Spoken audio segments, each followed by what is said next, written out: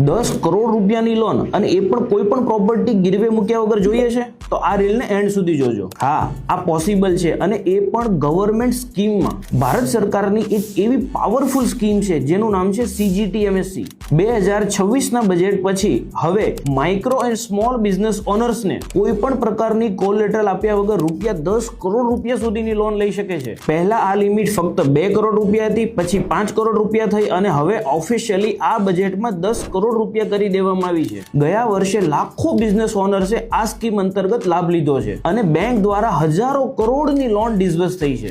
આ લોન તમે નવો બિઝનેસ કરવા, એક્ઝિસ્ટિંગ બિઝનેસને એક્સપાન્ડ કરવા, ફેક્ટરી સેટઅપ કરવા, અથવા તો મશીનરી પરચેઝ કરવા, અથવા તો વર્કિંગ કેપિટલ માટે યુઝ કરી શકો છો. અને સૌથી મોટી વાત, કોઈ પણ પ્રકારની પ્રોપર્ટી મોર્ગેજ કરવાની જરૂર નથી. ઘણા લોકોને આ સ્કીમ વિશે ખબર જ નથી, અને એના કારણે પોતાના બિઝનેસની મોટી ગ્રોથ ઓપોર્ચ્યુનિટી